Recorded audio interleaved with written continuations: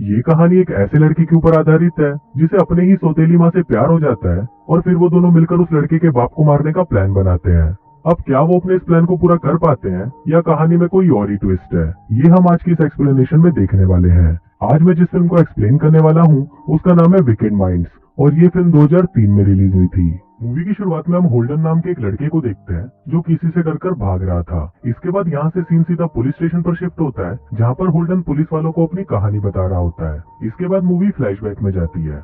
यहाँ पर हम होल्डन को देखते हैं जो अपनी पढ़ाई पूरी करके अपने फादर के घर उनसे मिलने जा रहा होता है। यहाँ होल्डन हम व्यूअर्स को बताता है कि कुछ सालों पहले उसकी मदर की डेथ हो गई थी और उसके बाद से ही उसकी और उसके फादर की आपस में नहीं बनती, इसलिए वो कई सालों बाद आज अपने फादर से मिलने आया है। फिर जब होल्डन अपने घर पहुंचता है तो वो ये देखकर शॉक्ड हो जाता है कि उसके फादर ने लाना नाम की खूबसूरत लड़की से शादी कर ली है। फिर होल्डन के फादर उसे बताते हैं कि मैंने तुम्हें इस बारे में पहले इसलिए नहीं बताया क्योंकि मैं तुम्हें सरप्राइज देना चाहता था। इसके बाद रात को होल्डन अपने डैड और लाना के साथ एक पार्टी में जाता है जहाँ उसकी मुलाकात हैरी से होती है जो कि उसके डैड का लॉयर है। फिर बातों ही बातों में लाना होल्डन को बोलती है कि तुम दिखने में बहुत क्यूट हो और फिर वो उससे उसकी गर्लफ्रेंड के बारे में पूछने लगती है, जिस पर होल्डन उसे बताता है कि उसकी स्टेसी नाम की एक गर्लफ्रेंड थी पर कुछ दिनों पहले ही उसका उससे ब्रेकअप हो गया। इसके बाद लाना होल्डन को अपनी एक दोस्त निकोल से मिलवाती है। फिर पार्टी के दौरान होल्डन के डैड लाना को एक बहुत ही महंगा नेकलेस गिफ्ट में देते हैं। फिर जब सभी लोग वापस घर आ जाते हैं तो वहाँ पर हैरी लाना के साथ फ्लर्ट करने लगता है जिसको देखकर फादर को बहुत जलन होने लगती है। फिर हैरी के वहाँ से जाने के बाद फादर लाना से पूछते हैं कि क्या तुम्हारा हैरी के साथ अफेयर चल रहा है, जिस पर लाना उसे समझाती है कि ऐसा कुछ नहीं है। फिर अगली सुबह फादर होल्डन को अपनी नई कार दिखाते हैं पर वो उस कार को होल्डन को टच भी नहीं करने देते। फिर होल्डन और उसके फादर आज साथ में लंच करने का प्लान बनाते हैं पर तभी उसके फादर को एक जरूरी काम आ जाता है जिसकी वजह से उन्हें ये प्लान कैंसिल करना पड़ता है। फिर जब होल्डन घर पर होता है तभी वहाँ पर लाना आती है और वो उसे अपने साथ कहीं चलने के लिए पूछती है, जिस पर होल्डन भी उसे हाँ बोल देता है। इसके बाद वो दोनों फादर की कार लेकर एक बार में जाते हैं। वो बार उस टाइम बंद होता है पर लाना को पता था कि उस बार की चाबी कहाँ पड़ी है, इसलिए वो बार खोल देती है और वो दोनों अंदर चले जाते हैं। फिर वो दोनों वहाँ पर बहुत ज्यादा ड्रिंक कर लेते हैं और नशे में होने की वजह से वो दोनों एक दूसरे के करीब आ जाते हैं और वहीं पर ही संबंध बनाना शुरू कर देते हैं। फिर वो दोनों काफी लेट नाइट घर आते हैं और देखते हैं कि फादर उनसे पहले ही घर आ चुके हैं और उन्हें ये भी पता चल जाता है कि वो बिना परमिशन के उनकी कार लेकर गए थे। फिर अगले दिन ब्रेकफास्ट के दौरान होल्डन लाना के हाथ पर एक निशान देखता है जिसको देखकर वो समझ जाता है कि कल रात को उसके फादर ने लाना को बहुत मारा होगा। फिर इसके बाद जब होल्डन अपने फादर के साथ बास्केटबॉल खेल रहा होता है तो खेल के दौरान फादर होल्डन के पेट पर एक जोरदार मुक्का मारते हैं और उसे उनकी कार को हाथ लगाने से भी मना कर देते हैं। फिर रात को जब होल्डन घर में घूम रहा होता है तभी वहाँ पर लाना आती है और उसे बोलती है कि उस रात हमारे बीच में जो कुछ भी हुआ वो नशे की हालत में हुआ और हम ऐसी गलती फिर कभी नहीं करेंगे। पर वहीं होल्डन अपने डैड से बहुत ज्यादा गुस्सा था, इसलिए वो अपना गुस्सा निकालने के लिए लाना के साथ फिर से संबंध बनाना शुरू कर देता है। अब इसके बाद से ही उन दोनों के बीच में अफेयर शुरू हो जाता है और फिर जब भी होल्डन के डैड अपने काम से घर से बाहर जाते थे तो घर में ये दोनों मिलकर साथ में क्वालिटी टाइम स्पेंड किया करते थे। फिर एक रात निकोल होल्डन के घर पर ड्रिंक्स के लिए आती है जिसे उस रात लाना ने होल्डन से उस पार्टी में मिलवाया था। फिर जब वो लोग ड्रिंक कर रहे होते हैं तब होल्डन के फादर उससे पूछते हैं कि तुमने अपने फ्यूचर के बारे में क्या सोचा है, जिस पर होल्डन उसे बताता है कि वो एक आर्किटेक्ट बनना चाहता है। पर ये सुनकर उसके फादर उसे मना कर देते हैं और उसे बोलते हैं कि तुम्हें ये सब फालतू चीजें छोड़कर अपने फैमिली बिजनेस पर ध्यान देना चाहिए।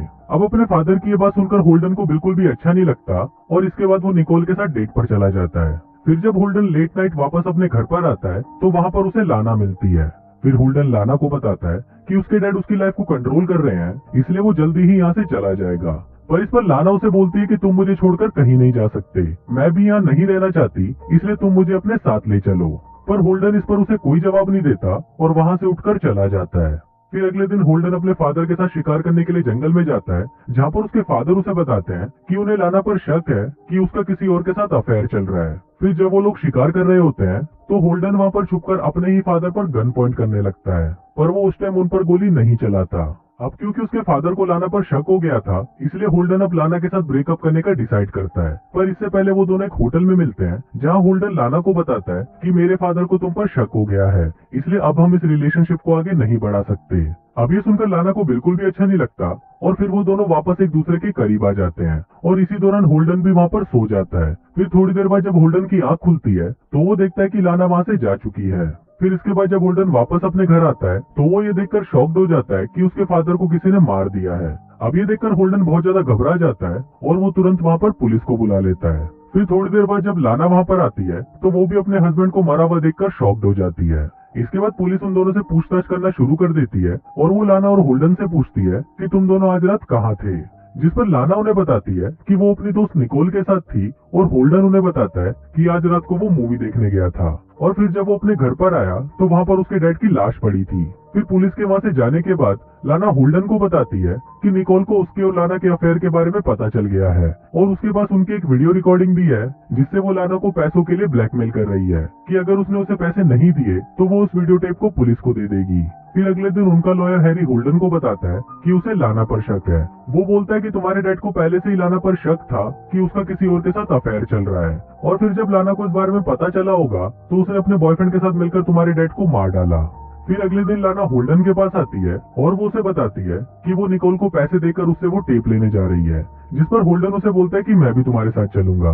लेकिन लाना उसे साथ चलने के लिए मना कर देती है और वहाँ से चली जाती है। पर इसके बाद भी होल्डन लाना का पीछा करते हुए वहाँ पर आ जाता है और उसको देखते ही निकोल और लाना वहाँ से भाग जाती है। तभी होल्डन को वहाँ पर हैरी का फोन आता है और वो उसे अपने घर पर बुलाता है। फिर जब होल्डन हैरी के घर पर आता है तो हैरी उसे बताता है कि जब तुम्हारे डैड का मर्डर हुआ था तो उस दिन शहर में कोई भी मूवी नहीं लगी थी। अब ये सुनकर होल्डन घबरा जाता है क्योंकि अब मर्डर का सारा शक उसी पर ही जाने वाला था। इसीलिए वो ना चाहते हुए भी हैरी को सब कुछ सच बता देता है कि उसका लाना के साथ अफेयर चल रहा था और अब कोई उनकी वीडियो बनाकर उन्हें ब्लैकमेल कर रहा है। अभी सुनकर हैरी होल्डन को बताता है कि ये सब लाना ने ही करा है क्योंकि अगर तुम्हारे फादर के मर्डर के जुर्म में तुम्हें जेल हो गई तो सारी प्रॉपर्टी लाना के नाम पर हो जाएगी। अभी सुनकर होल्डन को भी यकीन हो गया था कि उसके फादर को लाना ने ही मारा है।